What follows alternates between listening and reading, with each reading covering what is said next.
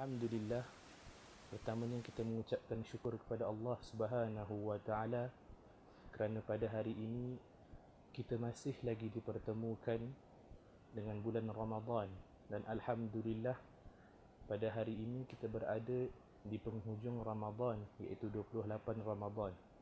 Bermakna kita hampir sebulan melalui bulan Ramadan, melalui hari-hari dalam bulan Ramadan. Pada paginya kita berpuasa dan pada malamnya kita melakukan qiyam. Mudah-mudahan Allah Subhanahu wa taala menerima segala amalan kita dan memberikan kita nikmat yang teragung yang Allah kurniakan, terutamanya pada 10 malam yang terakhir, iaitu malam Lailatul Qadr. Mudah-mudahan kita termasuk dalam golongan orang-orang yang mendapat Lailatul Qadr, insya-Allah. Jadi insya-Allah kita akan menyambut hari kemenangan, iaitu hari perayaan Aidul Fitri, salah satu daripada dua hari raya yang dianjurkan oleh Allah Subhanahu wa taala untuk umat Islam. Jadi sangat penting kita sebagai umat Islam, sebagai umat Nabi Muhammad sallallahu alaihi wasallam, untuk kita mengetahui adab-adab dan sunnah Nabi sallallahu alaihi wasallam dalam kita menyambut hari Aidul Fitr. Sidang penonton yang dirahmati Allah sekalian, perkara pertama yang kita harus ketahui bahawa apabila berlalunya bulan Ramadan, iaitu yang para ulama panggil sebagai bulan penuh amal ibadah, bulan anugerah, dan kita sekarang berada di akhir Ramadan untuk masuk ke bulan Syawal, kita kena ketahui bahawa bukan bererti bila mana habisnya bulan Ramadan terputuslah segala amal ibadah yang kita lakukan. Sepatutnya kita sebagai umat Nabi Muhammad sallallahu alaihi wasallam yang mengaku bangga dengan sunnah Rasul sallallahu alaihi wasallam terus melakukan amal ibadah walaupun Ramadan telah berlalu. Betul, Ramadan itu adalah bulan anugerah, musim yang mana Allah Subhanahu wa taala bagi bermacam nikmat, bermacam anugerah. Tapi kita hendak tahu bahawa walaupun Ramadan itu telah berlalu, kita sepatutnya makin menambah amalan kita, bukan makin mengurangkan amalan kita. Sebagai contoh tuan-tuan, seorang tu bekerja di pejabat. Pada 1 tahun, ketuanya bagi bonus lebih kurang 3 bulan. Dan semua pekerja bergembira sangat, dan disebabkan bonus 3 bulan tersebut, apabila dapatnya bonus 3 bulan, selepas itu mereka, staf-staf ataupun pekerja di syarikat tersebut haruslah menggandakan usaha.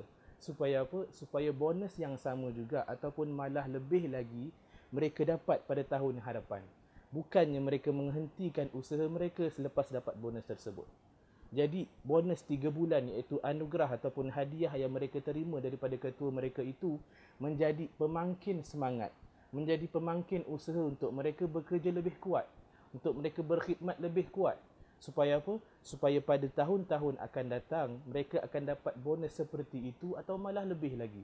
Macam tu juga dengan kita dan dengan bulan Ramadan.